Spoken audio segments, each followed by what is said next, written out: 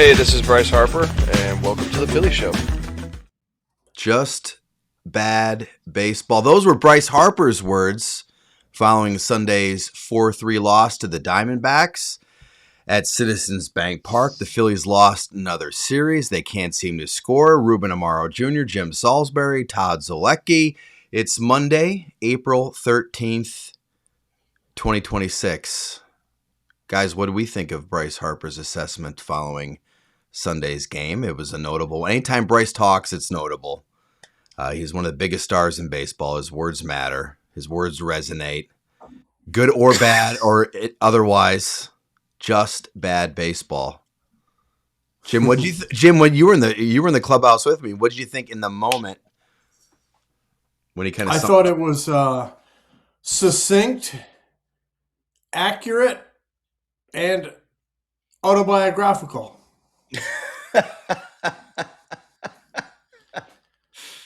Referring to that base run. Perfect. Yeah, that fourth inning play can't happen. It's a base hit. It's a leadoff hit up the middle. It's a chance to get something Jim, it going. happens all the time. What's that? It happens all the time. Oh, I know it does, and it can't. I've seen it. As soon as he came out of the box, I knew what he was doing because I've seen it. I've seen it for several years, but in a one-run game, it just period. You can't do that. It's reckless. And you had a chance for a leadoff base hit down a run. And he said he was trying to get something going because they hadn't done much. And it reminded me of a hockey player who wants to go out there and drop the gloves. Except, it really backfired because he's out by 5 or 6 feet. And if he's on first base there, you're actually starting something because the next batter, I think it was Marsh, hits one off Gallen's leg. It rolls toward first base. Now you have one out and a man on second. So possibly something could have gotten going. So that was, and he's been swinging the bat pretty well the last 5 or 6 games, very well. I think he's got a 1,500 OPS. So there's a lot of good in there. He's starting to really come around with the bat. That's a big thing. But sometimes you have to be happy with a base hit up the middle. I know you're trying to get more done, but that backfired on him. But, I do think the thing that he was referring to when he talked about bad baseball was the 2 first and thirds with no outs, especially the 8th inning. That was so killer. Another base running blunder by Marsh that blew up in their face. That can't happen. Then you walk away with a difficult 1-run loss on a day when you made 2 pretty bad base running errors, and 1 run can change everything. Yeah, my feeling is just that they haven't played well in any really phase of the game. There's no part of the phase of the game that's been, something that you would consider a plus. They've done some good things at times. They've had some good pitching at times. They've had some good bullpen work at times. It's nice to see that some of the guys are starting to hit the ball a little bit better. But generally and overall, the defense has been great at times and then spotty and shoddy at times. Mm-hmm. And that's the reason why they have the record they have. And that's the reason why they're losing baseball games. Situational hitting has been a problem for them for a while. And particularly in the playoffs, and that's why people have such great frustration with this ball club. But in those situations, you have to drive in runs. It doesn't matter who the player is. It doesn't matter who the situation arises to. Runs need to be scored. And then you take the pressure off the bullpen, the starters, whoever whatever the situation may be. When they don't do that and they don't add on, then it becomes really problematic. And they haven't done that. Yeah, you're right. That I mentioned the Marsh base running play, but that was only really part of what went wrong in the 8th inning. Stott strikes out 2 really nasty breaking balls in off the plate from Ginkel. Good pitches, nonetheless. And then Garcia pops up, and then it's compounded by the base running mistake. So really, for an inning that started off with great promise, first and third, it ended with just an absolute thud. I mean, the life went out of that ballpark. Phillies, I just want to run through some stats here just to kind of give you a big picture of where they are. Batting average, they're batting .221 as a team. That's 25th in baseball. On-base percentage, .307. That's 22nd in baseball. Slugging, .367, 16th in baseball. It's hard to believe some teams are slugging worse. OPS, .674, 19th in baseball. Runs, as of last night, they had scored 53 runs all season, third lowest output in all of Major League Baseball. Their 5 through 8 hitters are an MLB worst, have an MLB worst 542 OPS. So just overall as an entire group, and kind of going back to, I was just curious, so I went back and looked at the Harper play, and it was actually, and follow me here for a second, it was actually one of his fastest home to second runs since the beginning of the 2025 season. But he doesn't run like he used to 3, 4, 5 years ago. As talented of a hitter as Bryce has been, and as he remains, as we're going to talk about in a little bit, he's not running as well as he did. So maybe 4 or 5 years ago, maybe he gets there, but now he's just not going to get there on a play like that.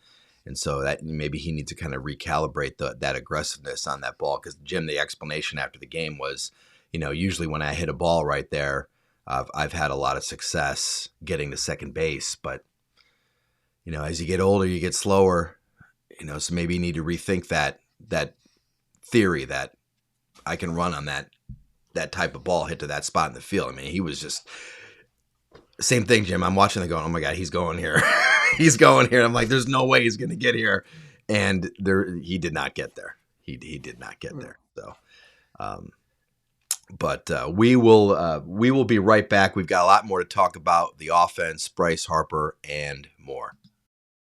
Guys, you ever get it from your children all the time? Dad, same old meal? I get it all the time from my children. And guess what? You look at HelloFresh, all of a sudden you can get plethora of different meals. We have so many different things that we can choose from.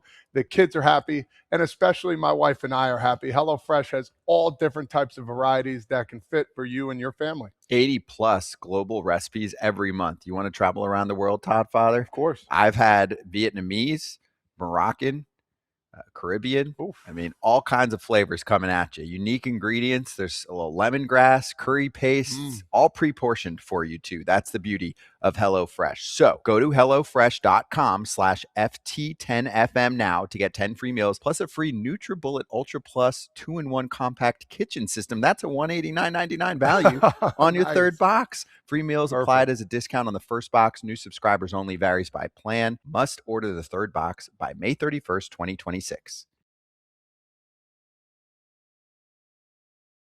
We're back. Lots to talk about, guys. And let's talk right now. Well, let's focus on the positive here for this week, because it's Manco and Manco best week. Hey, there's us eating some pizza. We love it. We absolutely love it. Manco and Manco best week. It's where we pick the best player, performance, play, quote, whatever we want to do, we can do it. To me, there's an obvious guy in this list, and we were just talking about him a lot. Are you guys thinking the same thing? I don't know. We didn't chat before the show on who our Manco guy is. Do you guys want to go? You go ahead, Todd. Yeah.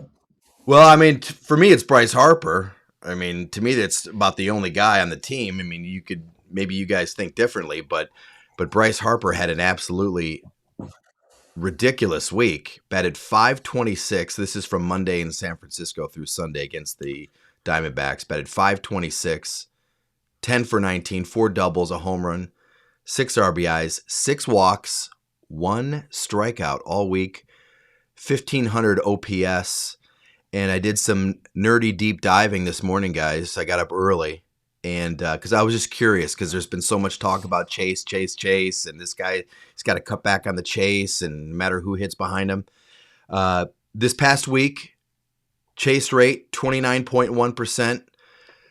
The weeks leading up to that, 39.5%. So he's chasing at fewer pitches out of the zone. And this really popped out at me. It's even more impressive because this past week, he only got pitches in the zone 31% of the time. Wow. 31% of the time. The weeks leading up to it, 47%. So in a week where he saw fewer pitches in the zone than he had at any point all season, by far, he chased fewer pitches in the zone by far. So that is pretty elite, dare I say. And that's a word that I'm going to get real tired of this season. I'm already tired of saying it, but I just said it. But just an absolutely elite performance by Bryce Harper. And it shows you that the theory, talking to Kevin Long in spring training, you are your own protection, Bryce. You are your own protection. Go out there. Don't chase that junk out of the zone.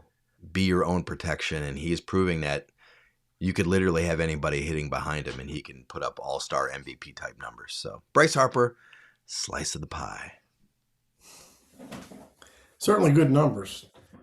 I mean, his OPS the last 6 games is over 1,500. He's hitting 526. So yeah. I can't quibble with that. I may give an honorable mention on the Manco Best of the Week to Justin Crawford. I think he continues to make things happen. He almost ignited a ninth inning rally the other night with 2 outs. He put some life in that ballpark, hit that ball off top of the wall. And then in the only rally they had on Sunday, he started it off. They had 4 consecutive extra base hits. And I think it was the 6th inning. And he started it off with a double, Turner home run, and Schwarber and Harper double. So very impressive what Justin Crawford has done here. I think he's played 14 games his first 2 weeks as a big leaguer. Yeah, the only other guy that I'll mention is Joan Duran, who's been outstanding. He's been very good. He hasn't had a ton of opportunities, but he has been very good, and that's been impressive. He's doing his job. Now it's up to guys like Alvarado and others to do their jobs as well. Alvy's been struggling a little bit. Yeah, what do you think of Alvy? They let that lead get away yesterday, too. On top of all the other stuff that happened, you let that lead get away in the top of the 8th inning. The Diamondbacks just totally turned that game around in the with the help of the Phillies in the 8th inning. Well, I mean, it's not a great matchup for Alvarado just because he does not hold runners, and that puts a lot of pressure on the defense and stuff. So, and it also puts pressure on him to have to throw strikes consistently, and he's been in a little bit of a slump as of late. He needs to throw a little bit more consistent strikes. Yeah, he's got an ERA, I think, over 12 so far this season, Jose Alvarado. So he's been struggling big time. So that was Manco Best Week. Hey now, we love Manco. Check it out at the shore or at the ballpark. Jim and I always look down and people walking through with Manco, and Jim, swear to God, Jim goes, "Look, another Manco." I do. As he's salivating. As the drool comes down off of Jim's chin. I always say, why can't they send one up to us? I see the people right in front of us. And you got to give a shout out to those young kids. Yes, there's a couple kids out in front of the press box, Ruben, on Sunday, Noah and Ellie, who were they're waving up at us, and they're big fans of the show. So we were talking to Noah and Ellie, and then I apologized to their mother. I said, "I'm sorry, Jim and Ruben sometimes say bad words on the pod. I apologize for them." And she said, "No worries, no problem. I never say bad words on the show." As Ruben would say. Sometimes this team makes you want to say bad words. Well, yes. And I've been saying a few of them as of late. Thankfully, not yet on the air. Yes. Yes. Because you know what they say. You're allowed to say a bad word once on the air. Once. And then you're out the door. They don't have a dump button on you, Ruben. They should. The producers should have a dump button on me. Okay, so the Phillies are going to open up a 3-game series on Monday night against the Cubs, and there's going to be a new lineup. There has to be a new lineup. Brandon Marsh hit cleanup this weekend, and he hit cleanup because the Diamondbacks had no lefties in the bullpen. Well, the Cubs have lefties in the bullpen. And so Alec Boehm last week was dropped from 4th to 7th to 8th in the lineup. He's really struggling, as we all know. He's got a 456 OPS this season, and asked Rob Thompson, I think it was Saturday, you need a cleanup hitter. It's not going to be Boehm. You have JT or Adolis Garcia. And Rob, with a wink and a smile, said, Adolis Garcia is a strong candidate to hit cleanup. And maybe a few days ago, that would have looked great. But Garcia is now in a slump. He's hitless in his last 11 at-bats. You guys, any thoughts on the cleanup spot? Any concerns about what's going on in that, from 4 on down in this lineup? Yeah. They don't have one. And Garcia, man, I just look at his hands. They look so tied up at his setup. They look tight and tense and I don't know, just like rigid at his setup. What do you see when you look at that, Ruben? Yeah, I think he's just trying to not have as much movement. And you make a great observation because you're a great scout. You're a great area scout, Jim. The thing that I see is that he's trying to concentrate so hard on not waggling his bat and tipping his barrel forward that it almost looks like there's no rhythm or no movement and no relaxation. So you make a good point. So he's sort of caught in between, it seems, where he's trying to be steady with his barrel and yet still loose with your hands and free, right? The best way to hit is when you're free. Your shoulders, your hands, you want to be nice and loose and relaxed. But you know what? He might be, thinking about that maybe too much, maybe just a little bit, just like everybody else in the lineup, trying to do too much, pressing to do well, probably wants to impress and play well, especially in front of the fans. It's hitting season. The weather's coming out. It's going to be warm. Maybe it's time for these guys to start unleashing a little bit. You see some signs of them breaking out with Harper and others, but they just have to be able to put runs on the board when runs are presented to them, and when they have base runners on. To not, and I saw the quote from Trey Turner, maybe we're trying to do too much. Yeah. And here it is. I think our lineup is great. We've got great players up and down. Sometimes I'm guilty of this too. You're trying to just too hard in those situations. It's kind of a freebie. All you have to do is hit a fly ball to center field or move a guy over. Sometimes it doesn't happen.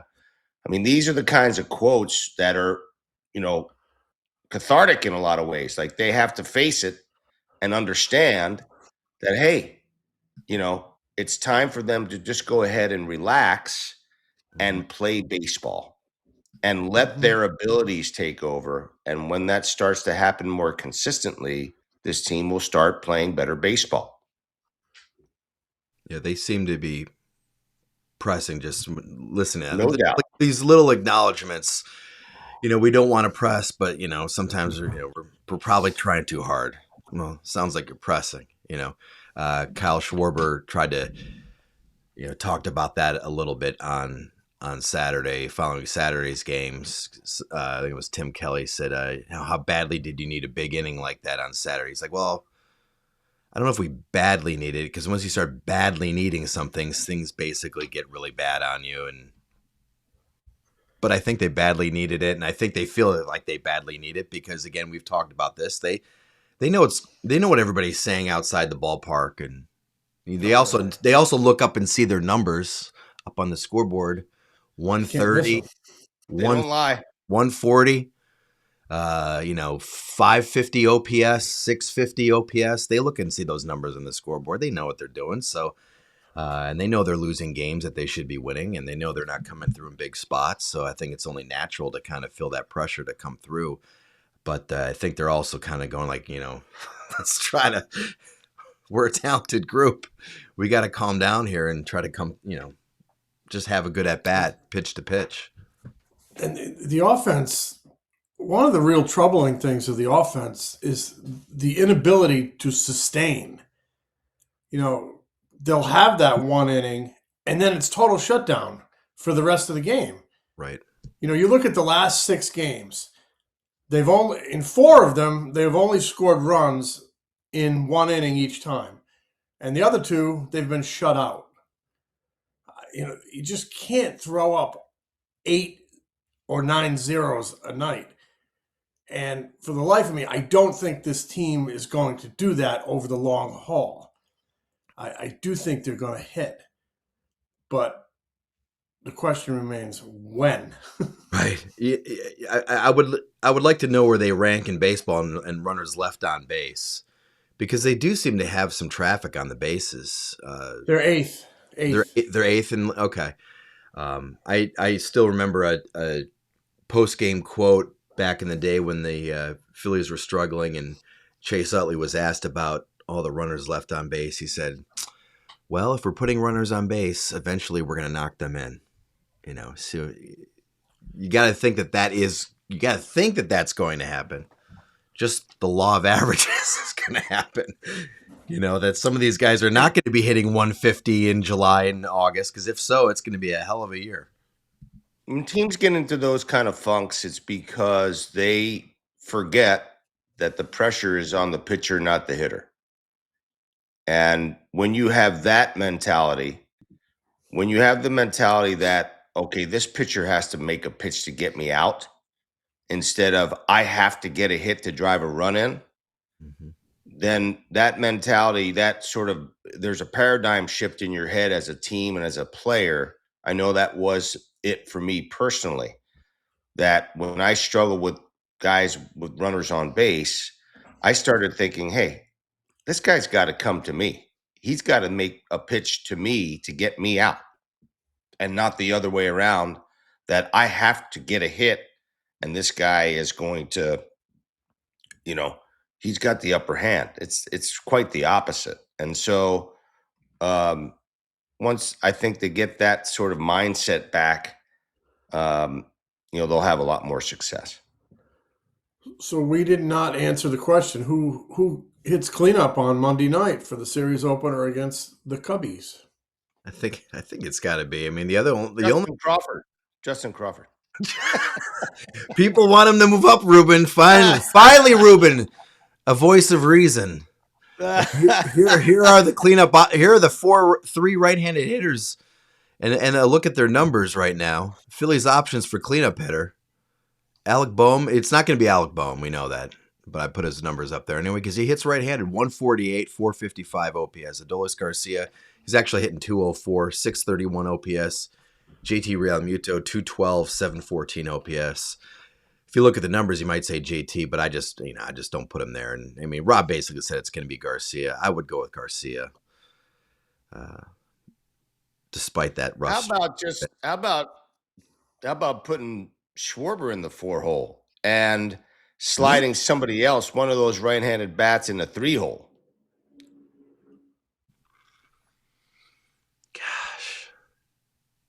Now, I don't know who that right-handed bat is. Yeah. Or Crawford. Sliding Schwarber into the 1-hole, Turner into the 2-hole, and Harper into the 3-hole, just to mix things up. I like to break up the left-handers right now. Those guys are not swinging the bats all that well against lefties. That's true. They're really struggling. So if they bring a left-hander in out of the bullpen, it puts them in a tough spot. I just like to see them break up the left-handers right now somehow. I know that doesn't solve the 4-hole hitter issue, but I like to see them break up the 2 left-handers. I'm not saying I would do this, but just for conversation's sake, would you put Crawford 1, Turner 2, Harper 3, Schwarber 4? I mean, I know it's really early on the kid on Crawford. Yeah, I mean, eventually maybe, but not yet. Yeah, it's a possibility. It's good. It's a good conversation. Yeah, it's a good conversation to have.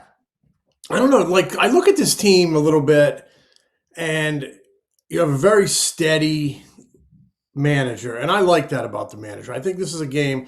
This ain't football where you bang your head against the locker. This ain't hockey where you go out and drop the gloves and get it all out. This is a steady day-to-day game, and I like that about the manager. But I also think sometimes you got to apply a little stun gun to people. And a real lineup shakeup like that, where you put the kid 1, Turner 2, Harper 3, Schwarber 4, might be a little stun gun to wake some people up. Well, you're right about that. Do you think Justin Crawford could handle that? I guess that's the question. I mean, that's my question, and I don't want to overwhelm the kid and send him to a tizzy for 2 weeks. I do believe that there's a way to break in a player, and what they're doing is the right way. But I mean, this team needs a little bit of a stun gun. I don't disagree with that at all. Not even a little bit. They needed a little self-stun gun. Self-starter. Self-tase? A little self-tase? Okay, so let's wrap this up. I have no idea who to put in the 4-hole. None. There's really, I mean, that's kind of says it all. I don't know what to tell you because there's not anybody swinging the bat well enough in my mind to be able to create the protection that's necessary. They don't have that player right now. Yeah. How about Tag Davis? You see what that kid is doing? Did he do some damage again yesterday? Because he's playing my alma mater. I know they were 1-1 before yesterday's game. He's amazing. He's going to finish in the top 3 or 4 of the Golden Spikes voting. Ben Davis's son. Last I looked, he was second in the nation in home runs and like 4th in slugging or something like that. He's having a monster year. Yeah, but he's a left-handed hitter. He's always a left-handed hitter. Yeah. Phillies can't use him right now. They need a right-handed bat, Jim. Nice try. But he's only a sophomore, and this kid is playing himself into being a first-round pick in what year are we in? 26? In 2027. So, right on. I digress. Good genes. Big supper. Good genes, big supper. Good genes, good appetite. Good appetite. All right, Phillies play the Cubs, open a 3-game series on Monday night against the Cubs. Monday night's game begins at 6:40. You have right-hander Javier Assad against Christopher Sanchez. Sanchez 1.65 ERA, but he's like, I haven't really felt that great in my last 2 starts. So maybe he finally feels good, and then he finally starts pitching well. What do you think? Tuesday. He didn't feel physically well before last start there, and I believe it was in San Francisco. Yeah. I think he was a little under the weather, but he got heated up later on because that 97-mile-an-hour sinker started flying out of his hand late. Yeah. I mean, it's amazing how a guy like that does even when he's not feeling well. So tonight he's in tip-top shape. Tuesday night, 6:40, Colin Ray against Aaron Nola. And then Wednesday night, 6:40, Shota Imanaga against Jesus Luzardo. Luzardo is definitely looking for a nice bounce back there. So another big you mentioned Sanchez not feeling well. I mean, that we didn't really talk about Painter. What a job he did for a kid who legitimately was not feeling well on Sunday morning. He was throwing up and had a migraine and able to shake it and get in there in the 3rd inning and pitch 5 innings, 1 run. For the morning he had, I thought that was super impressive. Not only impressive, but also super important in the clubhouse. He's probably viewed as a guy that's got some cojones, maybe a little differently than he was even viewed prior to that outing. Because for him, in this day and age, guys, I've heard this from quotes when I was in a clubhouse in New York. I've heard players say this to others.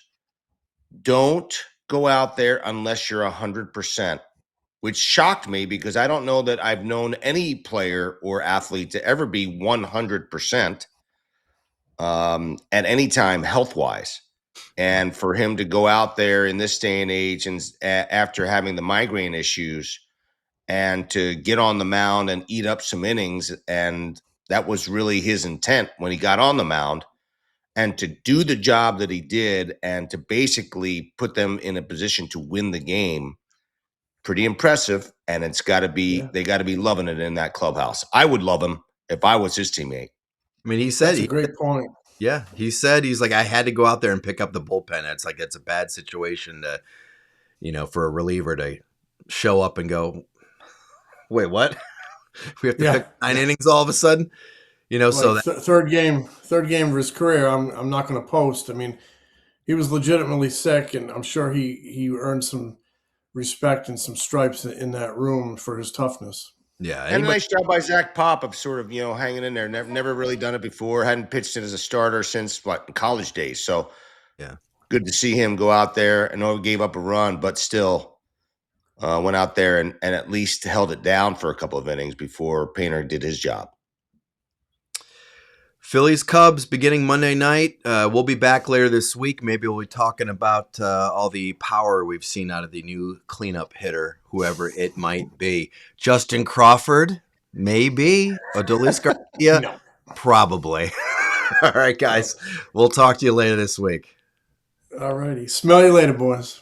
Hey, Jim. The Philly Show is brought to you by the Foul Territory Network. Subscribe to The Philly Show on YouTube and wherever you get your podcasts.